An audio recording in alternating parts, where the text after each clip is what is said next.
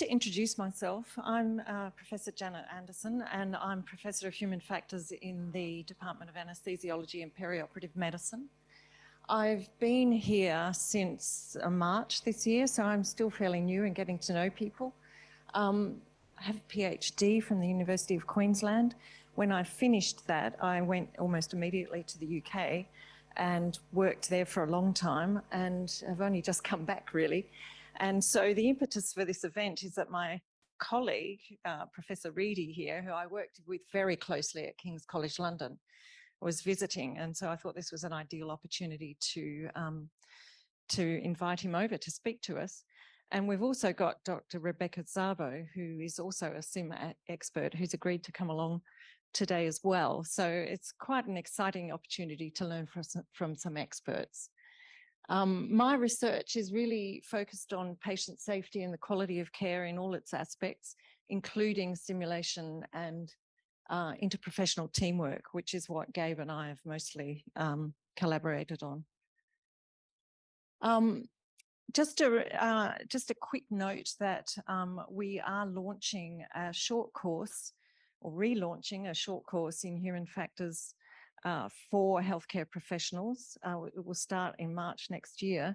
This is a development of a course already in operation, developed by Dr. Stu Marshall, who is here with us today. So, you know, just a reminder that if you're interested in some of the things that you hear, that you can get on the website, find out a bit more, and you can register interest to be notified when registration's open. There are some leaflets out the front, I think, on the desk, if you want to take one of those.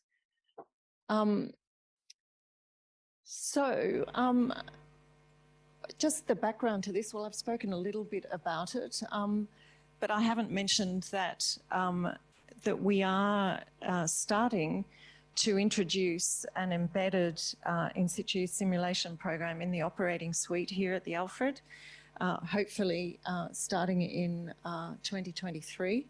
And the focus of that program will be on strengthening teamwork, and it will be very much informed by human factors, which we're going to talk a bit more about as we go along this morning. And there will also be a comprehensive evaluation of that program running alongside it. And so I think this is an ideal opportunity to start to think about some of the issues in embedding a program like that in routine practice and how that might benefit the rest of the hospital. And as I've said, we've got the opportunity now to draw on the expertise from Gabe and Rebecca, but also one of the aims is to bring you together. Obviously, you have all got an interest in simulation, maybe some experience in simulation. And it would be great to draw you all together to kind of share and get to know each other and share experience and knowledge. Because I think that our aim really is to try and integrate and develop simulation across the hospital. Can I just ask, before we go on, who here has had experience in running simulation programs? Okay, so a lot of people, okay. And of the others, are you planning to do so or have the ambition to do so? Or, yeah, some of you? Okay, great. Thank you. So just a couple of words about the format. We thought it would be helpful to have more of a conversational format rather than to have presentations from people where we just sit and listen. So this is very much about having a conversation with our experts and with you in the audience, and with the aim to kind of share experiences and learn from each other. So the structure is a little bit flexible, and there will be time for questions and discussions and opportunities for you to talk with each other as we go along. So now I just want to introduce our speakers. Professor Gabe Reedy is Professor of Clinical Education, leads the Interprofessional Postgrad Program in Health Profession Education at King's College London. And he's very interested in research in how healthcare professionals and responders learn and how to support them and train them more effectively. And obviously we're going to hear, I think, a bit more about your work as we go along. Dr. Rebecca Szabo is an obstetrician, gynecologist and medical educator and she's lead of the Gandel Simulation Service in partnership with the University of Melbourne, which has fairly newly established with funding of $2.4 million. And her PhD research, which I'm hoping to hear a bit more about as well, is exploring how to normalise simulation for quality improvement in teaching hospitals, which is very much one of our aims for having this event. Can I just start by kind of introducing the topic and giving an overview of simulation? I remember back in 2000, when I was first starting my PhD, going to a talk at Monash University by Dave Gabber, which was all about introducing simulation for interprofessional teamwork. Although we know that obviously simulation's been used for a lot longer than that, but this focus on interprofessional teamwork is fairly recent. So just from your perspectives, I'm just wondering what do you think the state of play is at the moment? What do you think the new developments and the new directions are that are emerging, just from your experience? Maybe Gabe, do you want to start? And just to say hello, everyone, welcome, and thank you for joining us today. There's a lot of expertise in the room, so I'm a little bit loath to be sitting up here as the experts. So we'll distribute that among the team shortly. I hope that's okay. You can expect to do a little work this morning. And thanks, Janet, for the opportunity to come and speak. Yeah, I think that's absolutely right. So a lot of the kind of trajectory of simulation, especially simulation-based education, has kind of developed over the last, 20, 30 years. But I would say in the last decade that I've been researching simulation, there's been some interesting trends and developments towards the integration of human factors. Simulation has sort of grown up alongside the integration of safety thinking and human factors thinking in healthcare. And so it's been a great opportunity to weave those ideas and that learning into healthcare and into healthcare training, which has been fantastic. I think we've also seen an interesting shift, I think, over the last 10 years, especially in terms of the research situation around simulation. So in the kind of, the last part of the first decade of this, now well into this century, we were looking at simulation as a kind of intervention, a training intervention that had to be proven in terms of its efficacy. And I think that trend in terms of research continued into the last decade as well. And I think for most of us, that research is much less interesting now because there's a clear body now of evidence that depending on how it's used, of course, the value of simulation is unquestionable in terms of its effectiveness as an educational approach. I think what's beginning to be much more interesting is, for me as a cognitive psychologist, I'm thinking about, okay, well, what is it about it that seems to work, and how do we structure them? How do we set them up so that they are most effective? So we're starting to move research in that direction. And I think we're also seeing over the last decade or so a move in research from being on simulation to being in simulation.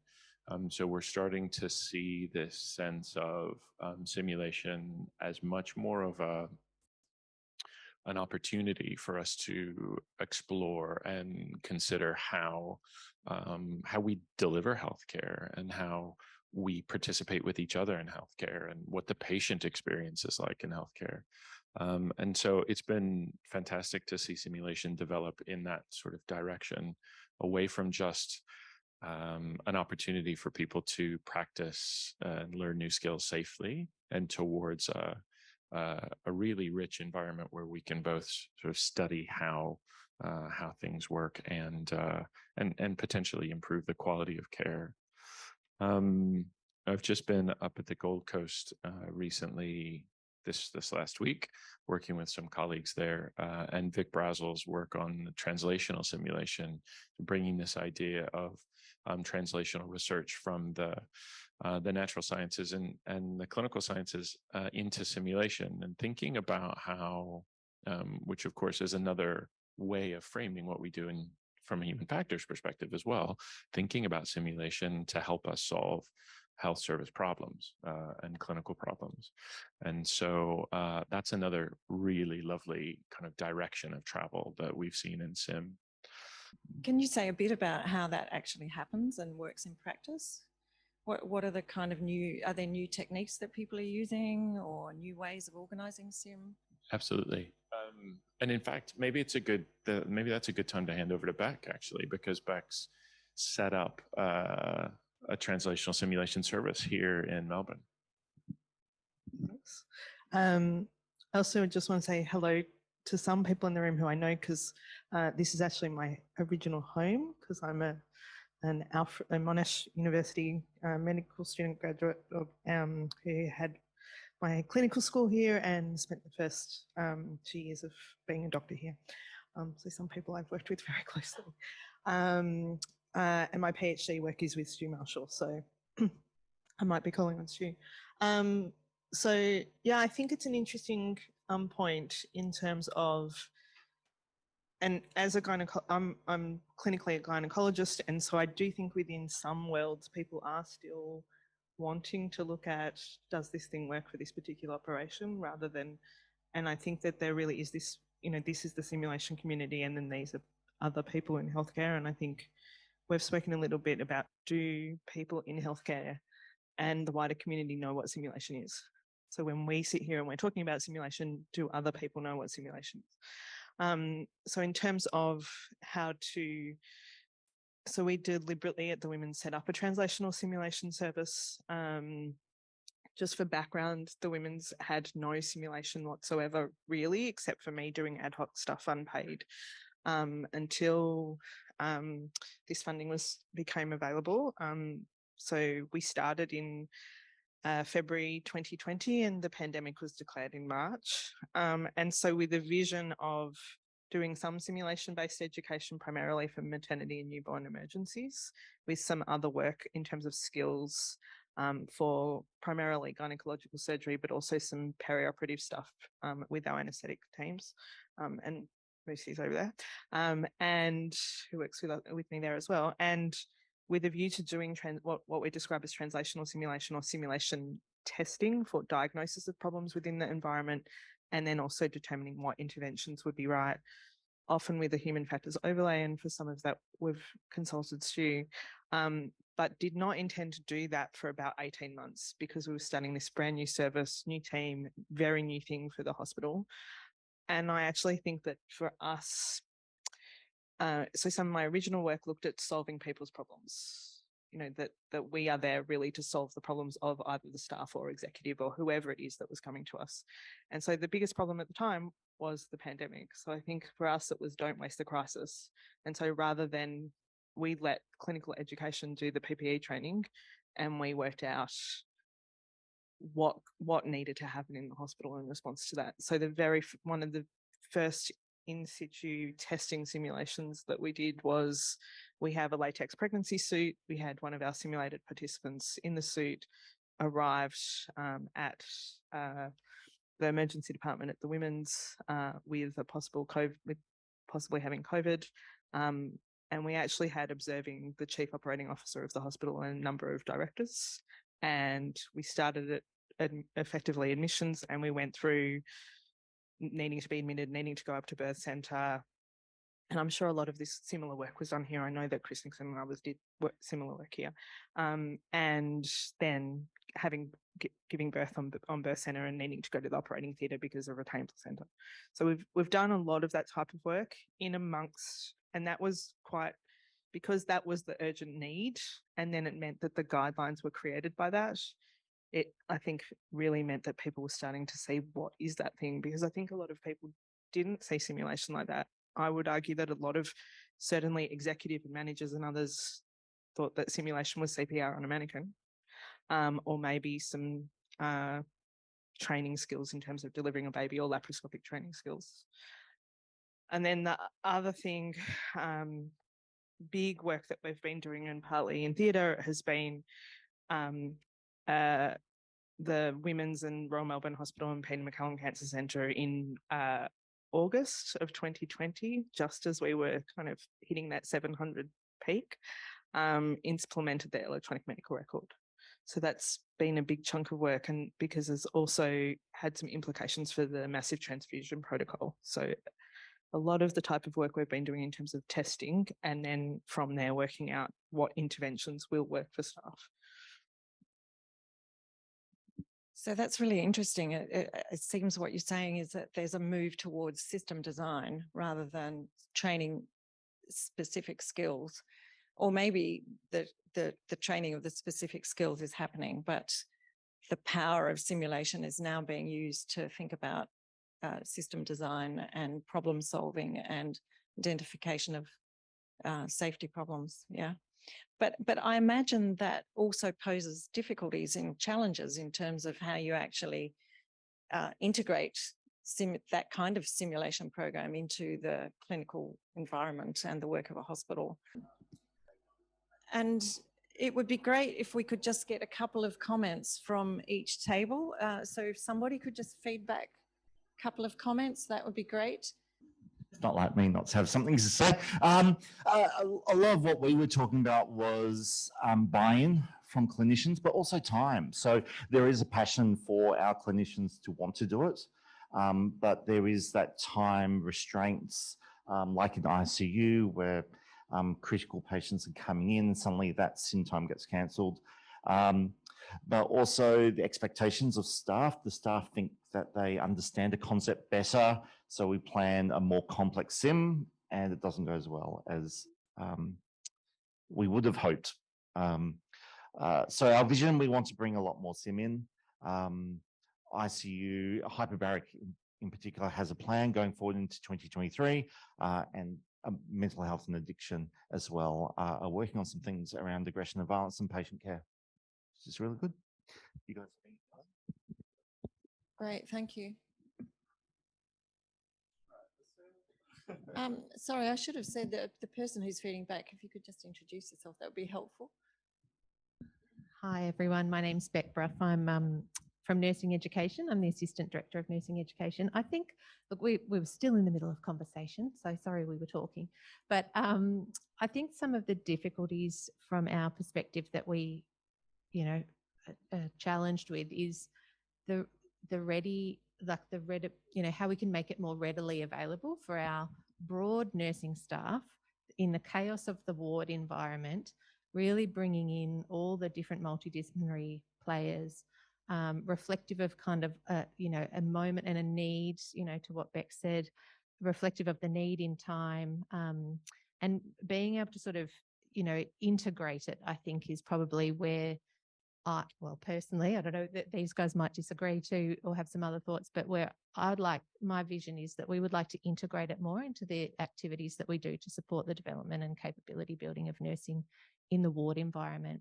And I think, SIM itself is amazing. And I was really interested to hear around the sort of the system design and the testing opportunities that creates. But I think there's also some challenges with being able to expand that to the masses that we're responsible for supporting, really. Great, thank you. Rod Sturt. I'm the Allied Health Education Lead for Alfred Health. And I'll just reiterate and echo what Becca said. Really, the themes that Becca outlined are very much across Allied Health as well. Our table, we have various experiences with SIM. Just to reiterate what Beck talked about for nursing, same for Allied Health. Thank you. Hi, I'm Jamie Smart. I'm one of the anaesthetists and one of the Deputy Directors of Surgical Services. We were talking to the three members of ED here, and it was very much a conversation about how does it go right, really. The difficulties that were brought up straight away was space and time. So it was looking to shift from sim centre to on-site, finding the space to do it and finding a time that suits everybody. The need in somewhere like ED to just have, guardrails to say it's too busy now, we're just going to have to cancel it on the spot. One of the things I found really interesting was the discussion that some of the nursing staff are actually changing their shifts to be able to do it. So that, to me, it comes once you start this and it's valued by the organisation or valued by the members, you start to get buy-in through word of mouth. And I think that was a good, I guess it contrasts with the issues in trying to set it up in theatre, where you're trying to get anaesthetists and surgeons as well as all the nursing staff. And to me, it's I guess the key thing was the way it's valued by the hierarchy. And if it's valued by the hierarchy, then people make allowances and things can be done. Thanks, Jamie. Hi, I'm Tim. I'm one of the intensivists, and we try to run a fair bit of sim in ICU, and I think pretty strongly echo a lot of what this table's had to say about finding space is challenging for us, because ideally we'd run it in situ, but production pressures are always high, which often pushes us out, and also finding staffing time. I think we'd run it every week or more if we could, but it's just not possible to provide both facilitators and participants on such a regular basis. But my vision would be if it could be embedded in our rosters, both in terms of facilitating but also staffing the participants, which is what I'd like to see. But that comes back to money, and I guess that comes back to the higher ups having buy-in, which is a big challenge. Does anyone else have anything they want to join? Musi made a point that at Stanford, apparently it's run all the time. Everyone does it all the time, and so they must have a different model and an approach to it, which would be interesting to find out how they've made that happen. Where the money and the buy-in has come from. Thank you.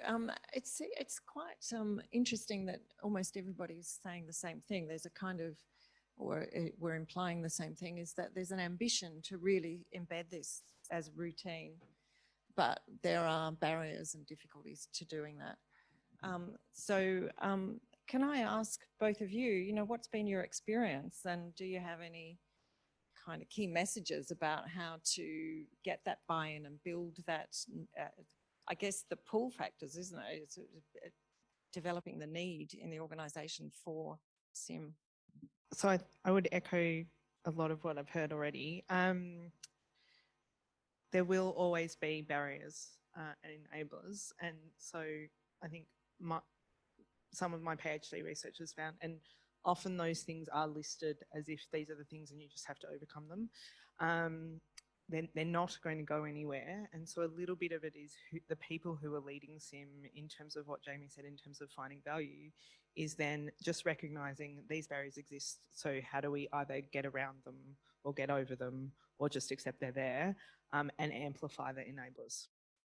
So in the past 2 years, the enablers have been the pandemic, because people who initially were really engaged in that's what we have to do. So some of it is about identifying, well, what will be of value to different people. So for frontline staff, the value in terms of potentially a particular wicked problem on the ward that is actually going to make their lives better. So one example for us in terms of really engaging our birth centre staff has been, there was a particular problem where there was a room with a wall at the very beginning of the birth centre where pretty much unofficially it had become the doctor's room. It was not supposed to be the doctor's room. The junior doctors were pretty much closing the door, locking themselves in the room, and the midwives were having to line up outside whenever they wanted to escalate. So we did a number of in-situ sims, and we kept getting feedback that this was creating a communication issue, and mostly the midwives were very unhappy with this situation, and it was impacting teamwork and communication. If you had told me 5 years ago that I was going to get the organisation to knock down a wall in response to simulation, I would have told you were crazy. The wall was knocked down in January. So the staff on Birth Centre now, as well as other staff, because word has gone around, when we do simulation, people listen to us and the organisation respond. And executive are so proud of the fact they have knocked down a wall. Like, oh my God, we knocked down a wall and look what it's done to teamwork. And so that's the best example I can give you of the power of listening to the different groups and trying to show them the power of it. So they now are driving it themselves, because that's the issues. I can't be there all the time. I have some funding to have facilitators there, but now we need to train other people to be able to own it in their space and understand what it is that's happening. But it's a value proposition, but value is different things to different people, because value to people on the floor is going to be different to people in middle management who are trying to balance budgets and rosters, is going to be different to executive. So it partly is understanding the different value system to each person.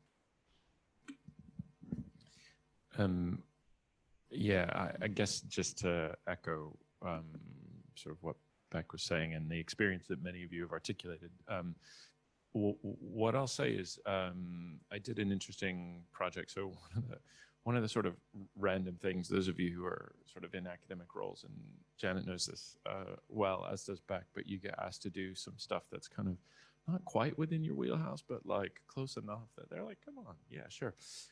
So basically on the back of a lot of simulation work that we've done, our health education funding agency asked me to do a bit of analysis on sort of funded projects to understand how innovation is sort of taken up within the health service. And so we analyzed at a meta level dozens of different small funded innovation grant projects. And one of the things that became real, so when you ask people like, what do you need in order to make something new happen? What's the thing that people always say? Like, we can't afford it. We need money. We need some cash to fund this. It's going to take some money. Well, what we found actually when analyzing all these projects was you do have to have some money in order to do it, but money is not the biggest enabler, and lack of money is not the biggest barrier. Actually, the biggest barrier is what you've kind of identified and what Beck was talking about, which is lack of buy-in at a senior level and at executive level and at a managerial level. And for across all of these projects, whether they were educational ones or changing a service pathway or patient care pathway or whatever it was, that there was this, to the extent that they were in line with the mission and the intention and the strategic goals, and that you had some senior buy-in, those projects inevitably succeeded even after, and were propagated even after the funding was withdrawn. And so you start to see that, I think, a little bit in environments where simulation has been kind of really clearly aligned with some of the strategic goals of the organization, and where it's clearly contributing to the quality of care, not just to education, but to the quality of care. So there's different kind of approaches to doing this, and inevitably as an academic I kind of think about, okay, well, what are some of the frameworks, what's the blah blah blah, but like you can think about any of them. I don't think any of them are more valuable than others. They are all helpful in thinking about like putting yourself in the perspective, in the shoes of some of your stakeholders, and thinking about what's going to be helpful for them. What are the pains that they're having? What are the problems they're experiencing? And how can we as simulationists and people who are able to look at the clinical care environment from a different perspective, how can we support perhaps easing that pain? My colleague Chris Rusin, who's based now at the Center for Medical Simulation in Boston, but worked for many years at Boston Children's Hospital, talks about readiness as a way of thinking about this work. So at first glance, you kind of think, okay, well, how do we, like, the basic level is how do we make, how do we enable sort of individual clinicians to be ready to do their jobs, right? Which is a kind of training problem. But actually, as soon as you start thinking about how do we enable teams to, provide high quality care or to enhance the quality of care they provide, you start opening the door for simulation to do some of this much more translational work, which I think is really interesting. So I think what we're implying is really about embedding sim at the front line with the ownership of the frontline clinicians, which does that imply that simulation centres are not really the right model for going for enabling this to happen? I mean, I don't know. Have you got any comments about that? Well, I know Beck will. So I'll just set her up for this. I think the simulation center model was interesting and was the initial approach that was used, primarily because it came about like at the tail end of clinical care models where we were still working in much more divided, sort of siloed clinical care worlds, right? And I think what we've seen over the last 20 years is that actually most clinical care is so complex now that it has to be multidisciplinary, it has to be multi-professional, it has to be integrated. And in an environment where we're moving our clinical care in that direction, doesn't make any sense for us to have centers of simulation. Actually, what we want is simulation to be embedded in the clinical environment. And I know some places that are doing exactly that. Thanks for that setup. So I think there is a role for something that is, whether you call it a center or a space, I think particularly when you're talking about novice learners, for simulation-based education, because I do think there is a difference between simulation-based education and simulation in situ like this, that where it's testing, and really for me the focus is quality improvement. And there may well be an education aspect to it, but I think you start to talk about, and for the educators in the room, I apologize, and I am an educator, but you start to use the word education and everything will drop, because health services and government at the moment are not interested. That is the first thing that will lose any type of engagement. But quality improvement in terms of actually ensuring better care and quality and safe care in the environment to ensure safe delivery of care and for patients is really where the focus is. And I think that unfortunately we can't talk about that in an education framework.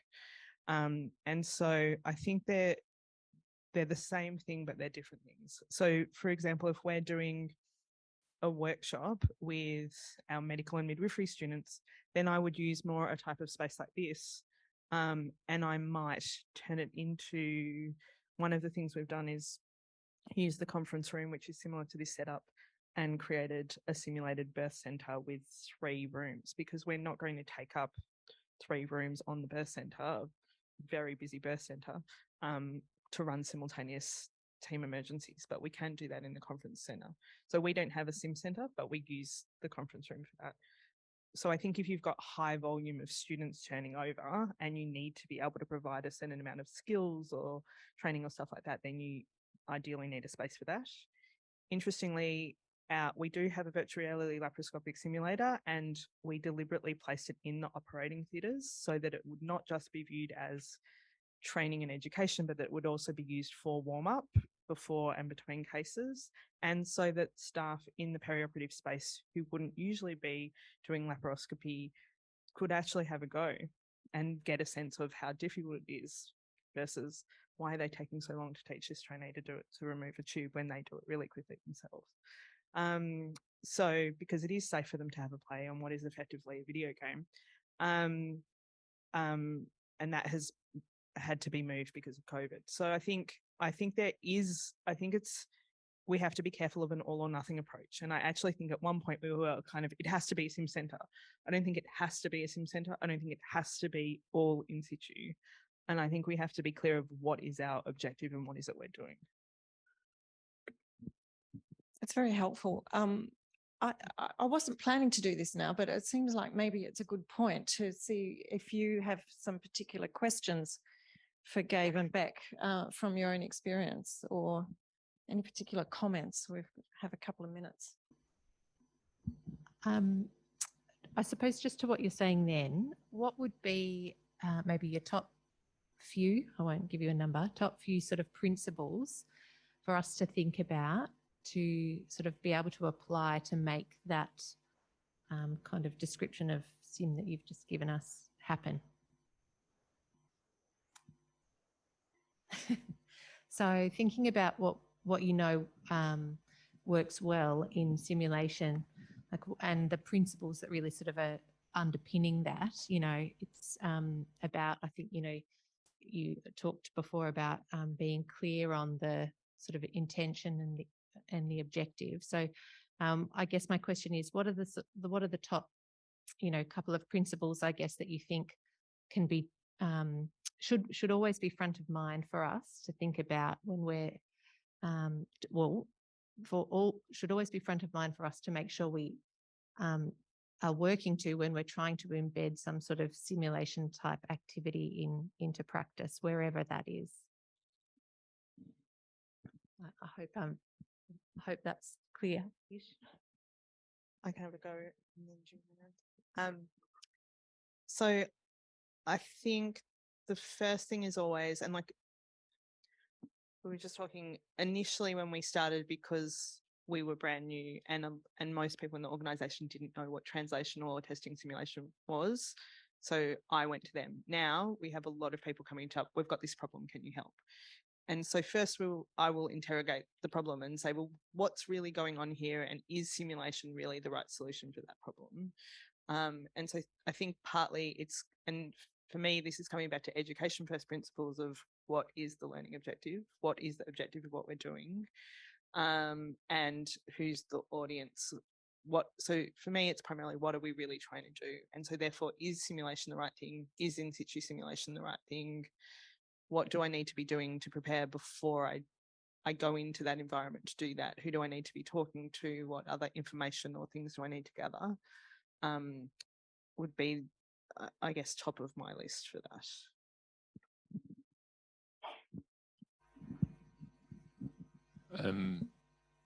That was the answer I was going to give as well.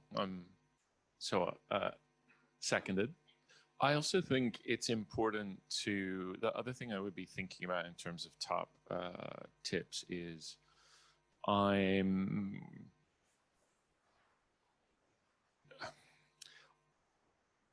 some of the most kind of valuable, interesting, and highly impactful work that I see come through in terms of the research literature is clearly drawing on different methodological and sort of theoretical perspectives in order to inform the solutions to problems. It's like health problems via simulation. So I'm seeing lots of stuff come through where they're like, oh, we pulled together a human factors expert, we pulled together our kind of clinical leads in anesthesia, we pulled together our surgical team leads, and we all sat down together and looked at this problem and tried to understand it deeply before kind of figuring out like what's our step. Sometimes it means we need to simulate the process in order to understand it. And sometimes it means we need to think about simulation as an educational tool. But I think that deep understanding of the problem is a really first step. Doing as much as you can to kind of get to that understanding of the problem. I also think, when we move beyond thinking of a problem, of clinical problems as amenable to simplistic treatment or intervention, and we start thinking of them as problems that are systems problems, it shifts our perspective from one of like, okay, let's hammer this problem with the simulation nail, or hammer. I've got that confused. Anyway, you know what I mean? Like, let's hammer it with sim. To one of like, we really have to think about the different aspects of the system that are at play here, which also means like, what are the barriers that are inherent in the system that are limiting the potential for change, or the potential for us to shift our thinking, or the potential for us to shift our practice. So that's another thing I would be thinking about. And I guess that's maybe to ground that a little bit. I've seen problems where you could simulate it all day long and you keep coming up, like you think you solve the problem, but actually there's things that are happening in the system that are, just don't, like in the UK, our nursing staff aren't on, like they don't actually clock in for work. They just, which means they can kind of end up staying much longer than they're supposed to for their shift. And so we ran all these simulations about like, how do we support, well-being among nursing staff, and everybody was on board and it was all lovey-dovey. And actually what happens is, our nursing colleagues still feel like they're not done at the end of the shift, and they stay and they keep working, because they have to do that handover and they have to make sure their patients are okay. And they're still suffering. And it's like, but that's part of the issue, is that no one is saying to them, look, there's a hard stop here. You need to be able to, and the system needs to support that. And we kind of weren't able to get to that through the sort of simulation aspect. We were actually only able to get to it when we took ethnographers and, worked with the team to try and figure out what was going on. So, which is, I think, another interesting thing, that, they end up coming to the simulation folks to say, we're not sure what it is. Can you send it? And you go, actually, let's look at it from a couple different perspectives, which can be helpful. Thanks. Was there another question or comment from somebody? Thanks, guys. I think one of the common experiences of simulationistas is that the higher-ups come to them with a problem and say, if only they would just ... and make it an education problem rather than a systems problem, not knowing that the system that they've created and the protocols and procedures that they've created are impossible to do at the time of the job. So I'm just wondering how you expand that definition of human factors that we have in healthcare at the moment, of predominantly education, to something which is more systems orientated for the people at the top.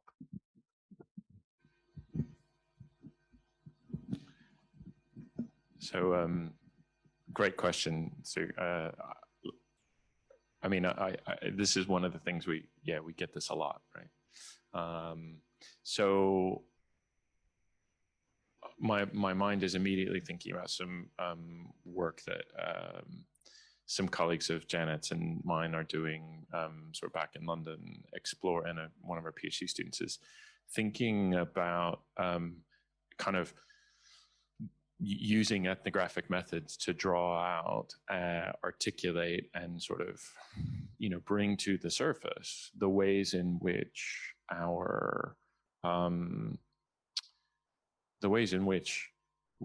we think that healthcare is delivered is drastically actually quite different from how it happens kind of in the wild.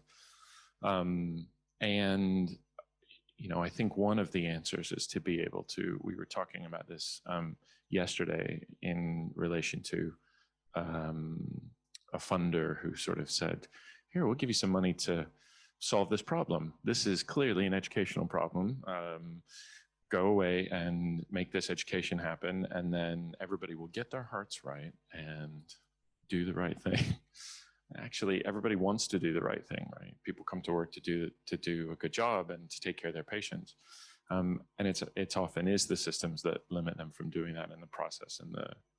And so I think part of what we can do is either overtly or sometimes covertly draw that out, bring it to the surface, and then shine a light on it and just go, so do you see how you've put this, ODP in a completely untenable situation? By asking them to do this, at the same time you're asking them to do this, at the same time their professional body requires them to do this. And everyone goes, oh, this is awkward. And to be fair, you hope that's what they do, right? But usually, most times that is the case. I think it's also helpful to have, some of these ideas from human factors and, other organizational psychology and ergonomics and other fields to be able to go, it's okay. Like, we're all operating in a resource constrained environment. The nature of those constraints varies, and the nature of the resource and the environment varies. so we can't always say, well, just give us more money and that'll fix it. It's not always a problem of give us more money and that'll fix it, but we can refine processes, we can refine systems, and we can refine environments to make them work better for our patients and the people who work in them. I would echo that. So it's a difficult question to answer to you because I'm going to include you in the answer. So some of what we initially did, we have what Vic Brazel has described as sense testing, I guess, which was not necessarily, it was partly deliberate, but not as deliberate as it makes out. So one of our team is on every quality and safety or incident report meeting that happens in the hospital, which means we're able to sit there and provide, I guess, that lens and have an understanding of what's happening in the conversations. I was telling Gabe and Janet yesterday that we have now instituted a swear jar for the word should, and why didn't they just do it according to the guideline?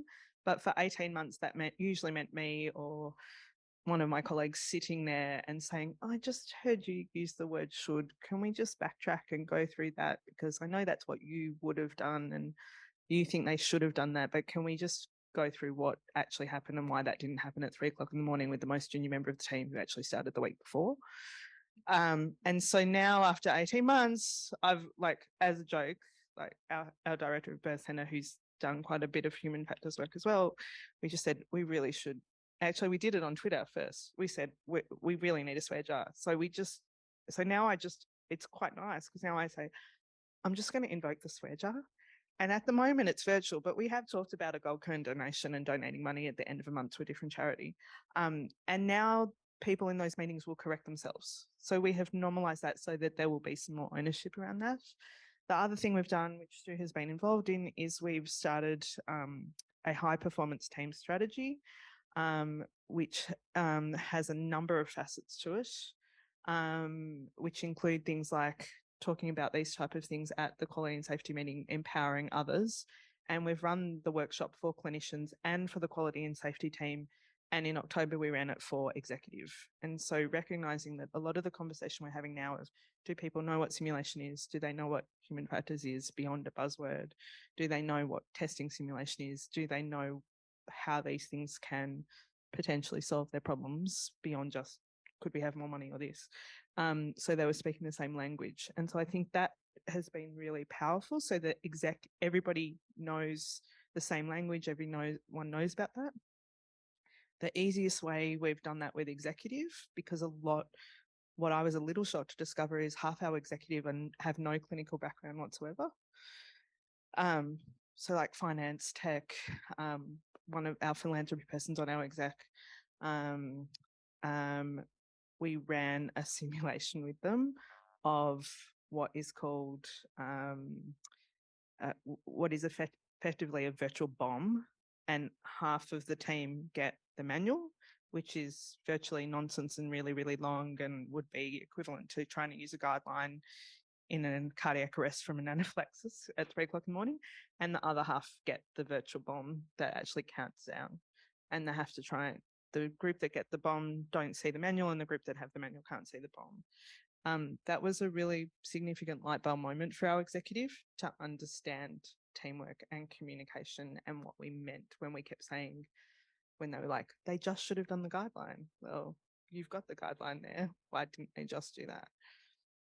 So I think part of it is acknowledging lots of people in this room may have done leadership courses or MBAs or those sorts of things to understand the language of management when we're here talking about simulation and where the role of education may or may not be. Actually, a lot of time executive management don't know what we're talking about. So part of, I think, our role as educators is to educate them.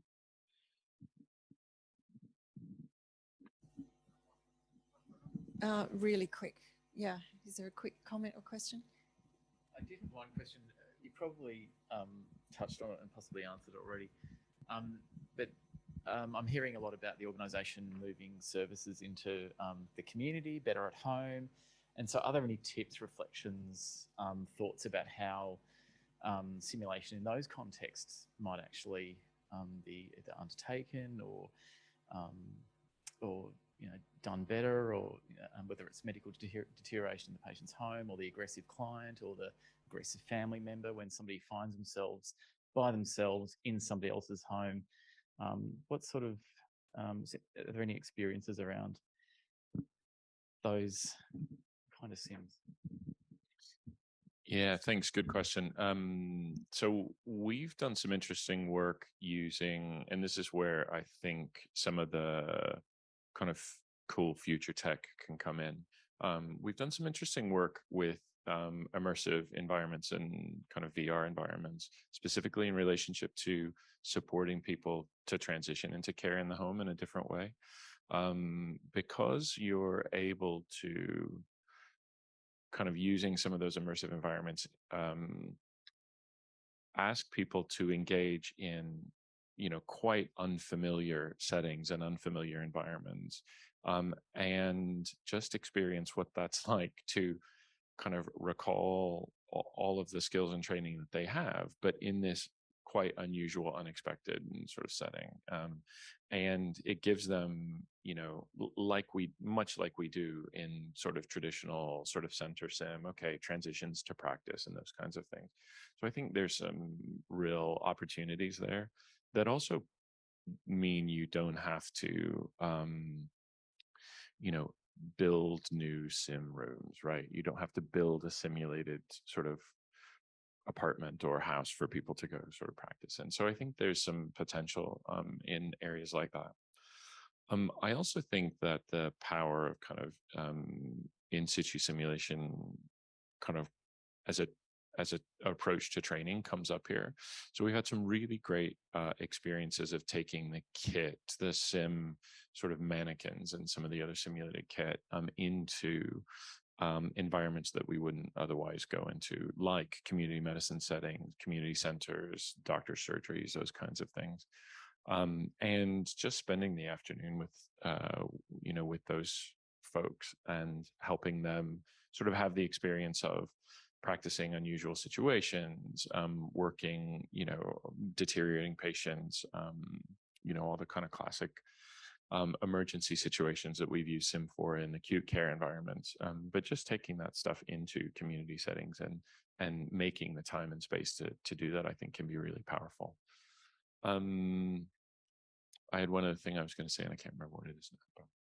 But I think there's loads of potential and opportunity there.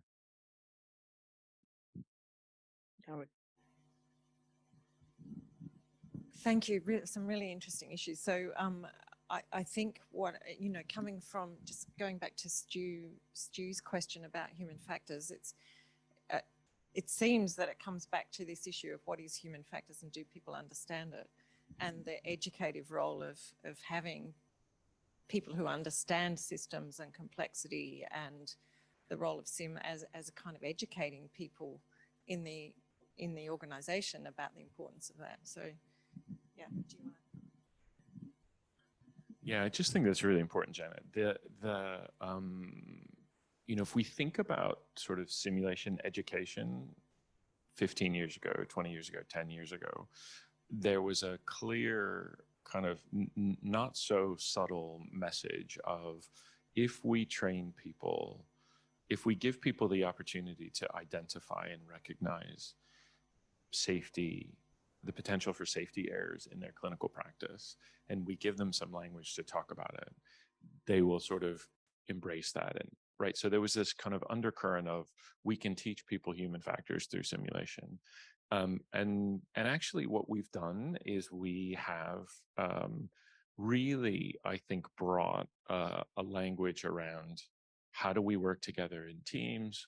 There are some skills, there are some behaviors that we can do, that we can learn, that we can practice, that help us work together in teams. And so building on some of the work from other industries, we've brought that into healthcare. And I think now we're moving to a situation where it's time to start saying to folks and start getting the message out that human factors is more than just closing the loop. Human factors is more than just like following the checklist. Actually, we are talking about complex, difficult, systems where there's lots of factors at play. And those behaviors and those skills help us, but that's not all there is to it. We are talking about these really complex systems that need to be both kind of constantly interrogated, constantly explored, and constantly sort of iteratively debugged. And anybody who knows anything about, for instance, software will know anytime you fix a bug, you create 3 more. To your point, Jamie. Thank you. That's really interesting. Just before we open up to even more questions and comments, I just thought I'd come back to this issue of evaluation, because, you know, I know you mentioned before that, you know, we want to or have moved a bit beyond kind of needing to demonstrate that this is an effective way to help people learn. But we still have organizations wanting to know about return on investment.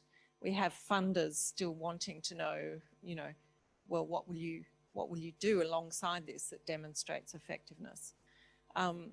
So I just wondered, you know, what are the challenges with that? And do you have any thoughts about how, I know it's a difficult question, but do you have any thoughts about how we might approach that, that tricky issue, given the environment that we're in? Well, we were talking about this yesterday with Beck and the team at the Women's, and I think there's an interesting, I think one of the challenges we have in healthcare is that our paradigm, our way of thinking about research and their way of thinking about sort of effectiveness is you know, a clinical trials model. And in clinical trials kind of model, we're thinking about some clearly identifiable interventions that we can test. And I think what we're seeing in simulation, especially as we move from a kind of solely educational way of thinking about simulation and into more of a systems sort of perspective and solving healthcare problems, is we're looking at a situation where we don't entirely know what the diagnosis is. We don't entirely know what the potential treatments look like. And yet our first port of call is, well, can you just do something and show us it's effective? I'm like, how are we supposed to do that? We don't even know what the problem is. And if we do know what the problem is, there aren't clear interventions that we can test. And so the shape of evaluation and the shape of kind of research on effectiveness has to look very different.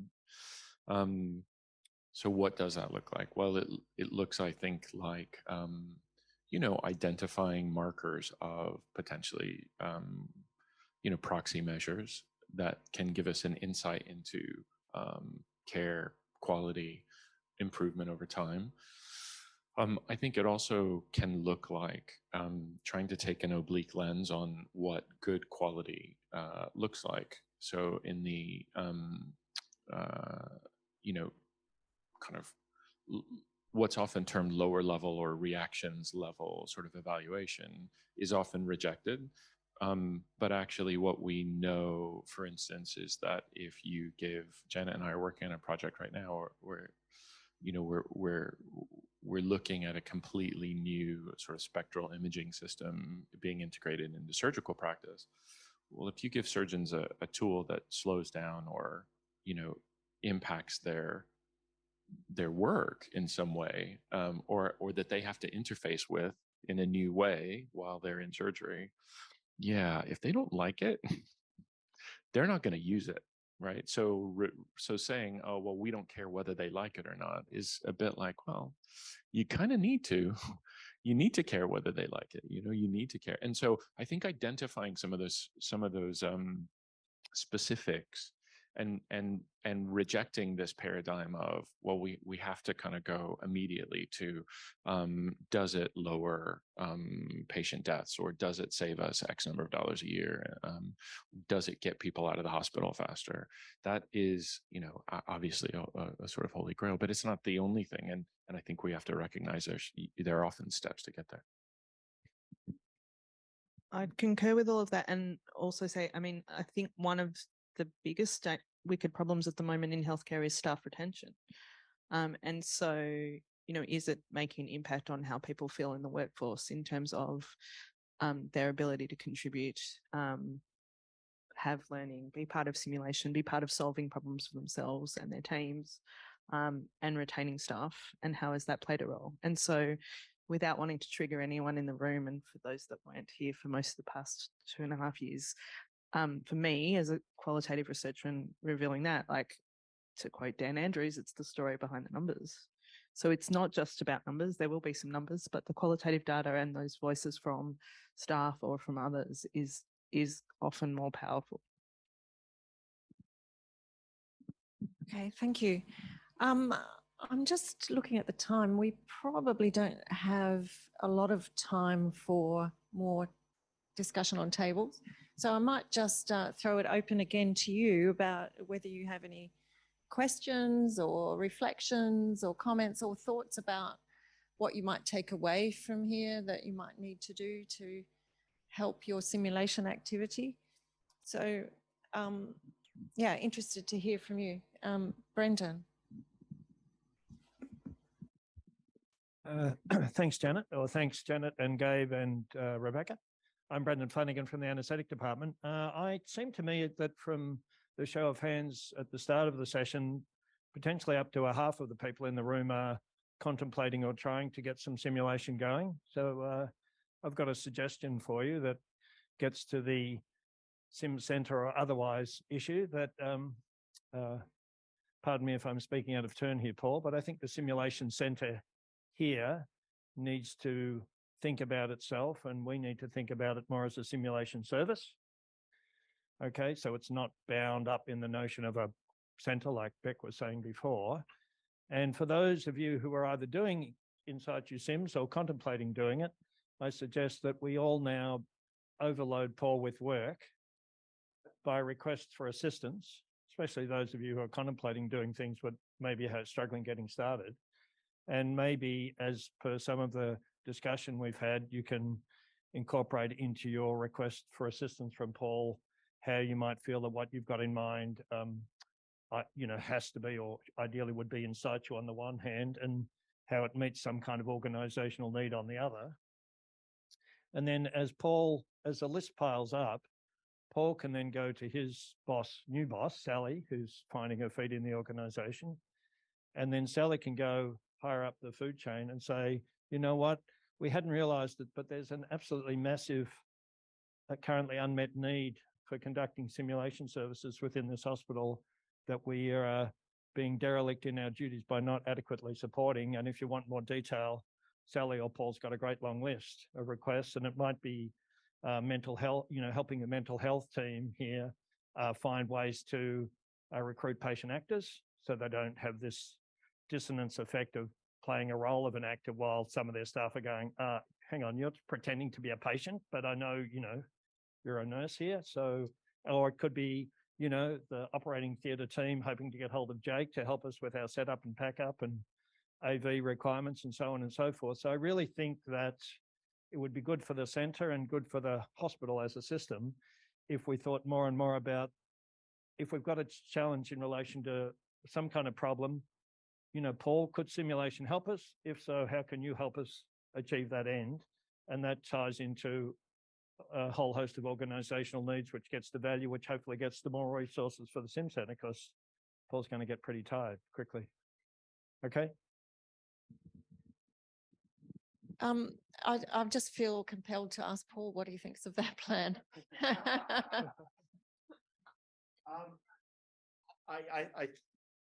We've been working on this for years. And the big thing is that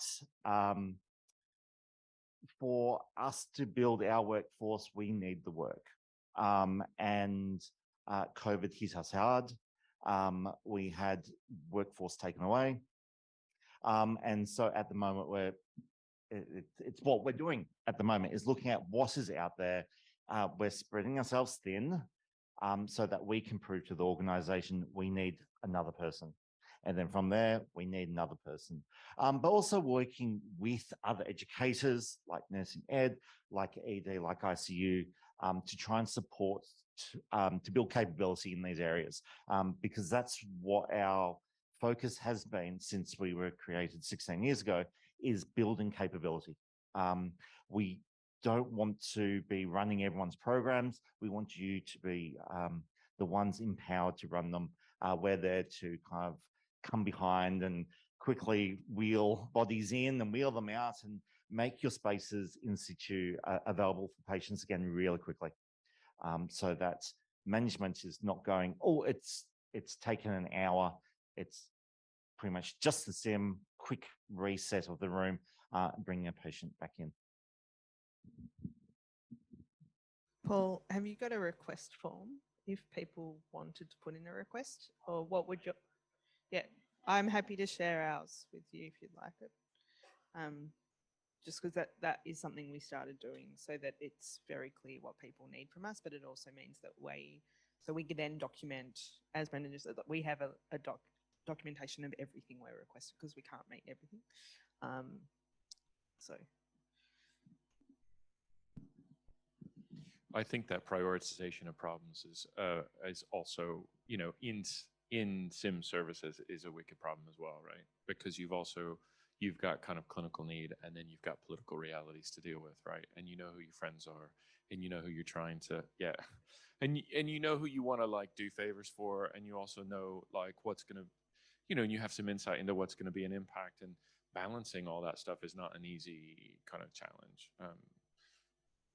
I wanted to just, that was the other thing, the thing I forgot earlier was about mental health. And I think some of the biggest successes that we've seen just in my sphere and the work that we've done is around mental health and simulation mental health, which is a field that has grown basically up in the last 5 years or so.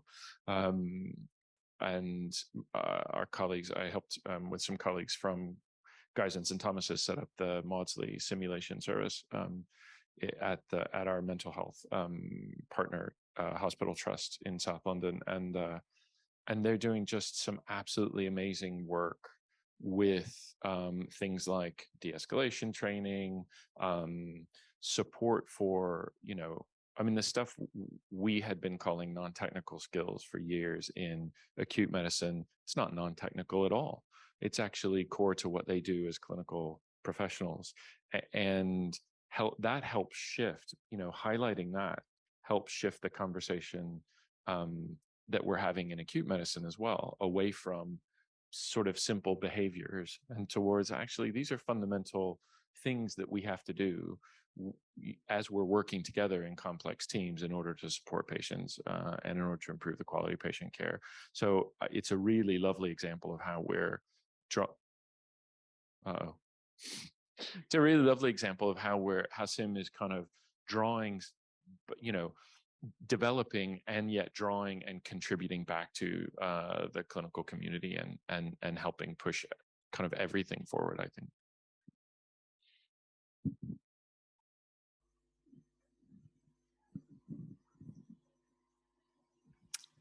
Just briefly, I think you've certainly mentioned there's a lot of barriers that you can't work through with regards to providing opportunity with simulation. We've talked a lot about time, resource.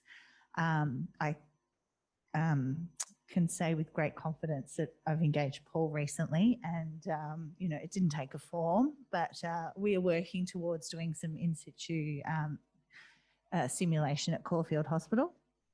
But one of the things that I guess concerns me is we've brought in all the key stakeholders, we've set up times, we've done our best, but as we know as clinicians, and we brought it up earlier, sometimes or more often than not, clinicians are called to patient needs. I just wonder if you've got any thoughts about how perhaps we can work through that. Yeah. Are you okay? So I work in the busiest maternity unit in the country, and the vast majority of the simulation we do is either in the birth centre, in theatre, or in NICU. So we have very strict no-go criteria. There's a documentation, it's an A5 sheet of what the no-go criteria is. Some of that is there actually a room available? Are the clinicians available? Even if they're available, is it just so busy that it's not safe to proceed? Or has there been a really bad outcome that day? something that it's not safe to proceed because actually everybody's cognitive load or emotional load is too high. So I think the reality is we just need to accept all the best planning, all the best everything. We might not be going ahead. That is incredibly heartbreaking when particularly, so we have some in-situ sims we do which are fairly smaller every day. It might be testing stuff, it might be education based, and then we have what I describe as our Hollywood sim, which might be a 5-litre postpartum hemorrhage in the operating theatre requiring massive transfusion protocol, where we've set everything up as much as possible so that it's as if it's a real case but with simulated blood. We've engaged not just all the perioperative staff, they've allocated that theatre and that staff as if it's a real patient. And we've also included the laboratory staff and the haematologists and everyone. And that is incredibly heartbreaking if we need to cancel that. But we have to accept that that's the environment in which we work. And that is the difference between doing in-situ sim versus centre-based sim. So I think that's a reality. And so then we have come up with a couple of strategies of what do we do in terms of planning to try as best we can to avoid that. Time and time again, I am amazed at how much the clinicians and the directors and managers involved, particularly in the operating theatre, have been engaged to prevent us cancelling. I wanted to cancel a big, massive transfusion protocol sim about 3 months ago, and the director of anaesthesia made it happen. They just made it happen. A bit like, if there was an emergency case, we'll make it happen. That's from a lot of buy-in and a lot of work. And then we've also come up with some alternatives of, if we're not going ahead, what else can we do with the people that are still there? Now, if it's an outright everybody, no one is available, but what can we still get out of that as a conversation? Yeah, just really quickly, just to say, I think that's those sort of plan B, plan C is really important. We do a fair amount of mass casualty sort of emergency preparedness simulations as well, and it's that thing of like, I've had people turn up to some of those things and they go, I'm like sub bronze. I know there's a protocol, like, but I don't know where it is. And I was like, that's okay. You're on the list. You're here. I know you don't know what you're supposed to do, but that's part of the system and we can work through that, right? So, you know, I've got people who are backup, and the backup to the backup. And then there's, you know, we get to the porter who's like, I'm here, I'm ready to do it, but I don't know, I don't know what I'm doing. That's okay. We can work through that, because that can happen, right? And that happens in theaters. It happens everywhere. Thank you very much. Unfortunately, I think we've got to the end of our time. I just have to say thank you to you all for coming and for this really interesting discussion. I think it's been fantastic hearing about your experiences. It's been a really stimulating discussion, I think, really surfacing a lot of these issues that we all deal with week to week. So just finally, I want to thank you greatly for your time and for sharing your expertise, both of you. It's fantastic. And just before you go, there is a very short, I promise, very, very short survey if you would like to complete it. And remember about the Human Factors short course if you want to know more about that. And feel free to get in touch with me and via the team, via me, at any point if you want to talk about any of this further. And I think we'll be here for 5 or 10 minutes if you've got any more issues that you want to come up and discuss. So thank you.